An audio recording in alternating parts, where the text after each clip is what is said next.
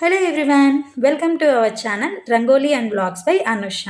ఈరోజు మనం తయారు చేయబోయేది లప్సీ.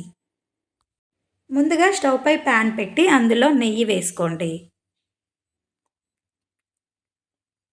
నెయ్యి వేడెక్కిన తర్వాత అందులో జీడిపప్పులు వేసి బాగా వేయించుకోండి.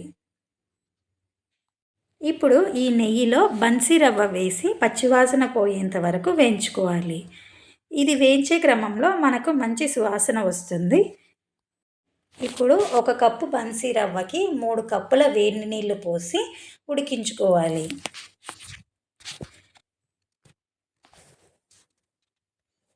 వేడి నీళ్లు పోయడం వల్ల రవ్వ ముద్దగా అవ్వదు, మనకు త్వరగా ఉడుకుతుంది. ఇప్పుడు ఇందులో యాలకుల పొడి కూడా వేసుకోండి.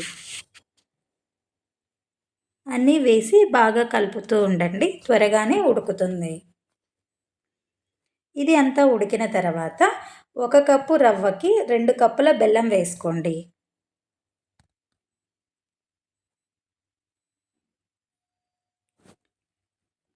బెల్లం అంతా కరిగి అందులో ఉన్న నీరంతా పోయి బెల్లం అంతా పాకంలాగా అయిపోవాలి. ఈ లప్సీ అంతా మనకు చిక్కపడాలి. మనం అత్తరాసుల పాకు చేసుకుంటాం కదా, ఆ విధంగా ఉండాలి. అందులో ఏమాత్రం నీరు ఉండకూడదు, బెల్లం పాకంలాగా అనిపించాలి. ఇలా అంతా దగ్గర పడిన తర్వాత ముందుగా వేయించుకున్న జీడిపప్పు వేసి మరొకసారి కలుపుకోండి. ఈ రెసిపీ మీకు నచ్చినట్టయితే మరిన్ని రెసిపీస్ కోసం మన ఛానల్ సబ్స్క్రైబ్ చేసుకోండి. Thank you for watching.